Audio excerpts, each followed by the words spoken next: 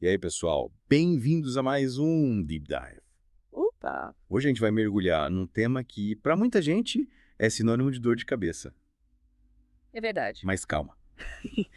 A ideia aqui não é te dar calafrios, muito pelo contrário. A gente vai desvendar esse universo e te mostrar como as dívidas, quando bem usadas, podem ser ferramentas poderosas para alcançar seus objetivos. Isso aí. E para me ajudar nessa missão, chamei a Carmen, nossa expert em finanças pessoais. Olá, pessoal, tudo bem?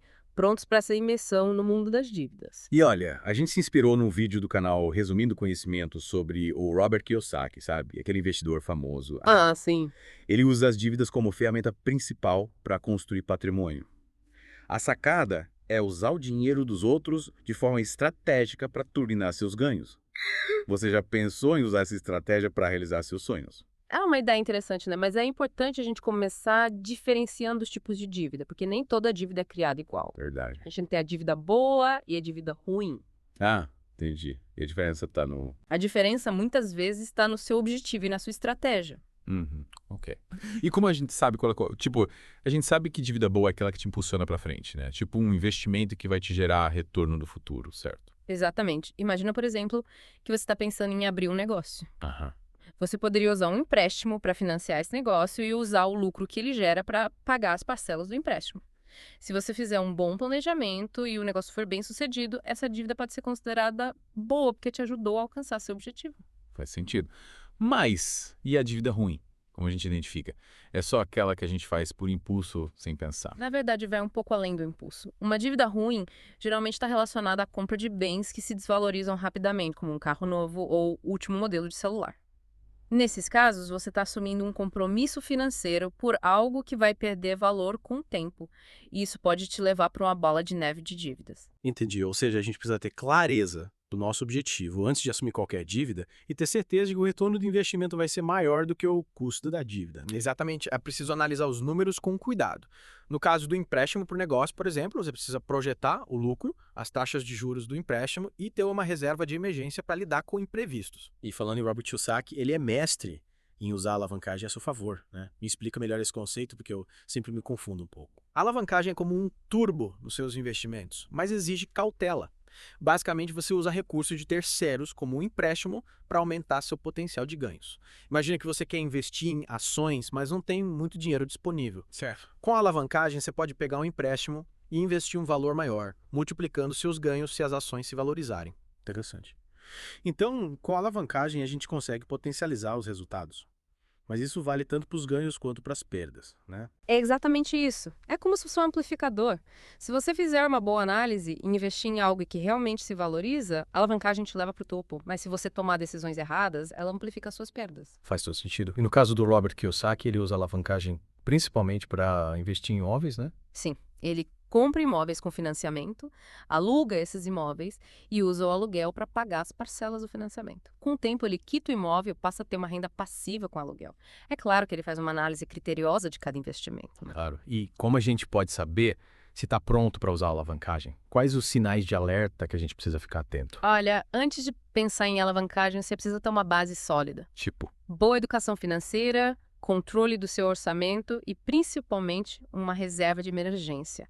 Afinal, imprevistos acontecem e você precisa estar preparada para lidar com eles sem colocar em risco suas finanças. é como ter um colchão financeiro para amortecer as quedas, né? Exatamente. E além da reserva de emergência, você precisa ter clareza dos seus objetivos, conhecer seu perfil de risco e se sentir confortável com a possibilidade de perder parte do seu investimento. Entendi. A alavancagem, assim como qualquer outra ferramenta financeira, precisa ser usada com responsabilidade e conhecimento. Não é mágica. Com certeza. É preciso estudar, se informar, procurar a ajuda de especialistas se necessário.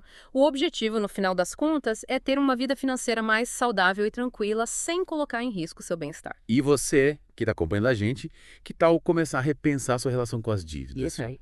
Será que você está usando essa ferramenta a seu favor ou se deixando controlar por ela? No próximo bloco, a gente vai se aprofundar ainda mais nesse tema e te dar dicas práticas de como usar as dívidas de forma inteligente. Fica ligado. E voltamos com o nosso Deep Dive sobre dívidas. É isso aí. No bloco anterior, a gente desvendou a diferença entre dívidas boas e ruins. E exploramos o conceito de alavancagem. Exatamente. Vimos que a alavancagem pode ser uma grande aliada para quem quer turbinar seus investimentos. Isso mesmo. Mas, como tudo na vida, exige cuidado e planejamento. Sem dúvida. E para quem está pensando em usar a alavancagem, uma das estratégias mais usadas, principalmente pelo Robert Kiyosaki, é o investimento em imóveis para gerar renda passiva. Você já considerou essa possibilidade? Olha, confesso que a ideia de ter uma renda extra sem precisar trabalhar ativamente me parece bem interessante. Mas por onde eu começo? Comprar um imóvel à vista parece algo bem distante da minha realidade. É aí que entra o poder da alavancagem. Você pode usar um financiamento imobiliário para comprar o imóvel Ah, entendi. e usar o aluguel que você recebe para pagar as parcelas do financiamento. Com o tempo, o imóvel será seu e você terá uma fonte de renda passiva. Faz sentido. Mas e se o valor do aluguel não for suficiente para cobrir as parcelas do financiamento? Isso me preocupa um pouco. É por isso que a análise prévia é fundamental. Verdade. Você precisa pesquisar a região onde pretende comprar o imóvel, avaliar o valor médio dos aluguéis, calcular as taxas de juros do financiamento e ter uma reserva de emergência. A reserva sempre. Para lidar com imprevistos, como períodos de vacancy ou necessidade de reparos no imóvel. Entendi. Ou seja, não é só sair comprando qualquer imóvel por aí. Precisa ter estratégia, analisar os números e ter uma reserva para garantir que tudo corra bem. Exato. E essa análise precisa ir além dos números. Avalie a localização do imóvel, a infraestrutura da região, o potencial de valorização e, principalmente, se o imóvel atende às necessidades do público que você pretende alugar. E como eu identifico as necessidades do público? Isso Right. parece um pouco complicado. Pense em quem você quer atrair como inquilino. Estudantes, famílias, jovens profissionais. A partir daí, você pode buscar imóveis que atendam às características desse público, como proximidade de universidades, escolas, áreas comerciais ou transporte público. Faz sentido. E no caso do Robert Kiyosaki, ele começou investindo em imóveis pequenos e foi crescendo aos poucos, né? Ele tem alguma dica específica para quem está começando agora? Ele sempre enfatiza a importância de buscar conhecimento e aprender com quem já tem experiência. Participe de cursos, leia livros sobre investimentos imobiliários, converse com corretores e outros investidores. Aprender com os erros e acertos de outras pessoas pode te poupar tempo e dinheiro. Buscar conhecimento é sempre fundamental. E no caso dos imóveis, quais os erros mais comuns que os investidores iniciantes cometem? Um erro comum é ignorar os custos extras envolvidos na compra e manutenção de um imóvel, como impostos, taxas de condomínio, reformas e reparos. É essencial que você inclua esses custos em seus cálculos para ter uma visão realista do seu investimento. É verdade. E como a gente evita cair nessas armadilhas? Tem alguma ferramenta ou método que a gente pode usar? Existem diversas ferramentas online que podem te ajudar a simular financiamentos, calcular a rentabilidade de um imóvel e comparar diferentes opções de investimento. Além disso, você pode procurar a ajuda de um consultor financeiro para te auxiliar nesse processo. Ter um acompanhamento profissional pode fazer toda a diferença, né? E além dos imóveis, que outras estratégias o Robert Kiyosaki utiliza para construir patrimônio usando a alavancagem? Ele também investe em negócios, Ah, entendi. utilizando o dinheiro de outras pessoas para financiar seus projetos e multiplicar seus ganhos. Ele busca negócios com alto potencial de crescimento e que estejam alinhados com seus conhecimentos e habilidades. Então ele não se limita apenas ao mercado imobiliário. Ele busca diversificar seus investimentos e aproveitar as oportunidades que surgem em diferentes áreas. Exatamente. E ele sempre destaca a importância de ter uma mentalidade empreendedora, de buscar soluções inovadoras e de estar disposto a correr riscos calculados. Mas o que ele quer dizer com mentalidade empreendedora? É algo que a gente pode desenvolver ou é um dom que algumas pessoas têm e outras não? A mentalidade empreendedora pode ser desenvolvida ao longo do tempo. Ufa, ainda bem. Envolve características como criatividade, proatividade, resiliência, capacidade de lidar com incertezas e principalmente a busca constante por conhecimento e aprimoramento. Interessante. Então não é preciso nascer com um dom para ser um empreendedor de sucesso. É preciso ter atitudes, cultivar hábitos e desenvolver habilidades que te levem a alcançar seus objetivos. Exatamente. E uma das principais características da mentalidade empreendedora é a capacidade de identificar oportunidades onde outras pessoas veem apenas problemas. É ter aquela visão, né? É a capacidade de enxergar o potencial de um negócio, de inovar e de criar soluções que atendam às necessidades do mercado. E como a gente pode desenvolver essa capacidade de enxergar oportunidades? Tem algum exercício prático que a gente pode fazer? Um bom exercício é se manter atualizado sobre as tendências do mercado, as novas tecnologias, as mudanças no comportamento do consumidor. Leia livros, assista palestras, participe de eventos, converse com pessoas de diferentes áreas. Ou seja, sair da zona de conforto, buscar novos conhecimentos e se conectar com pessoas que te inspiram e te desafiam a pensar fora da caixa. Exatamente. E não tenha medo de errar. É, o eu faz parte, né? O erro faz parte do processo de aprendizado. O importante é aprender com os erros, se adaptar às mudanças e continuar buscando seus objetivos. E falando em erros, quais são os erros mais comuns que as pessoas cometem ao tentar usar a alavancagem para construir patrimônio? Um erro comum é não ter um plano bem definido, agir por impulso ou seguir cegamente as dicas de outras pessoas sem fazer sua própria análise. É verdade, às vezes a gente se empolga. Lembre-se, o que se funciona para uma pessoa pode não funcionar para outra. É como uma receita de bolo, né? Cada um tem seu próprio paladar, suas preferências, suas restrições. O que funciona para um pode não funcionar para o outro. Perfeito. E outro erro comum é não ter disciplina para seguir o plano, se distrair com outras coisas ou desanimar diante dos primeiros obstáculos. Construir patrimônio exige tempo, dedicação, persistência. E principalmente a capacidade de se manter focado nos seus objetivos. Ou seja, não existe fórmula mágica, né? É preciso ter conhecimento, estratégia, disciplina e, acima de tudo, acreditar em si mesmo e na sua capacidade de alcançar seus objetivos. Com certeza. E é importante lembrar que o sucesso não acontece da noite para o dia. É verdade. É preciso ter paciência para plantar as sementes, cuidar delas com carinho e esperar o tempo certo para colher os frutos. E é nesse processo de plantar e colher que a gente descobre o verdadeiro significado da jornada, né? Os desafios, os aprendizados, as conquistas, as superações Sem dúvida. fazem parte do caminho e nos moldam como indivíduos. Exatamente. E no próximo bloco a gente vai te dar dicas práticas de como usar as dívidas de forma inteligente para alcançar seus objetivos financeiros. Você quer ligar? E volta ao Deep Dive. Já exploramos bastante coisa, hein? Vimos a diferença entre dívidas boas e ruins, mergulhamos no conceito de alavancagem e até vimos como Robert Kiyosaki usa tudo isso para construir patrimônio. É verdade. Passamos por vários pontos importantes. E agora, a gente vai te dar dicas práticas de como usar as dívidas a seu favor, sem cair em armadilhas. Preparado para turbinar suas finanças. É isso que a gente quer, né?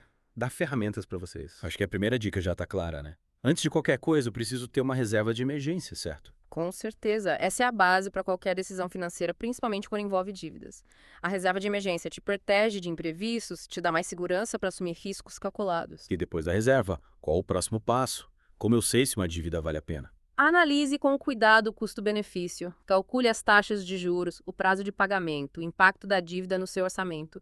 Compare diferentes opções de crédito e escolha aquela que te oferece as melhores condições. Mas não adianta só olhar para a parcela, né? Precisa entender todos os custos envolvidos. Exato. E lembre-se, o objetivo da dívida boa é te ajudar a alcançar um objetivo maior. Comprar um imóvel para gerar renda passiva e investir num negócio que vai te trazer lucro no futuro, por exemplo. Falando em imóveis, a gente viu que o Robert Kiyosaki usa bastante alavancagem nesse mercado. Mas ele também investe em negócios, certo? Sim, ele busca negócios com alto potencial de crescimento, que estejam alinhados com seus conhecimentos e habilidades. Ele também não tem medo de diversificar seus investimentos, explorando diferentes mercados e oportunidades. E ele sempre enfatiza a importância da educação financeira, né? Buscar conhecimento, aprender com quem já tem experiência. Com certeza. Ele acredita que a educação financeira é a chave para alcançar a liberdade financeira e realizar seus sonhos. Ele incentiva as pessoas a lerem livros, participarem de cursos, se manterem atualizadas sobre o mercado. E ele também fala muito sobre a importância de ter uma mentalidade de sucesso, né? Acreditar em si mesmo e na sua capacidade de alcançar seus objetivos. Exatamente. Ele acredita que a mentalidade é fundamental para superar os desafios, aproveitar as oportunidades e construir uma vida próspera. Ele incentiva as pessoas a desenvolverem características como disciplina, persistência, resiliência e a busca constante por conhecimento. A gente já falou sobre isso em outros episódios também, né? Com certeza, é um tema que sempre volta. E como a gente pode desenvolver essa mentalidade de sucesso? Algum exercício prático que a gente pode fazer? E defina seus objetivos de forma clara e específica. Crie um plano de ação detalhado, siga com disciplina. Cerque-se de pessoas positivas e inspiradoras, celebre suas conquistas, aprenda com seus erros e, principalmente, acredite em si mesmo e na sua capacidade de realizar seus sonhos. Que dicas inspiradoras. Acho que a gente cobriu bastante coisa hoje. Quais os principais pontos que você gostaria de reforçar para os nossos ouvintes? Lembrem-se. As dívidas podem ser ferramentas poderosas para alcançar seus objetivos, mas precisam ser usadas com inteligência e responsabilidade. Analisem os custos e benefícios, tenham um plano bem definido e, principalmente, invistam na sua educação financeira. E não tenham medo de buscar ajuda profissional, né? Um consultor financeiro pode te ajudar a traçar a melhor estratégia para suas finanças. Com certeza, é sempre bom ter um apoio. E nunca se esqueçam, o sucesso financeiro é uma jornada, não um destino.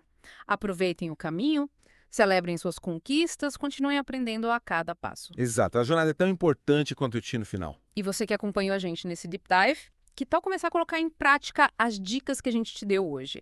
Repensem sua relação com as dívidas, busquem conhecimento, construam um futuro financeiro mais próspero e tranquilo. É isso aí, usem as ferramentas que a gente te deu hoje. A gente se encontra no próximo Deep Dive com mais um tema fascinante para te ajudar a desvendar o universo das finanças. Até lá!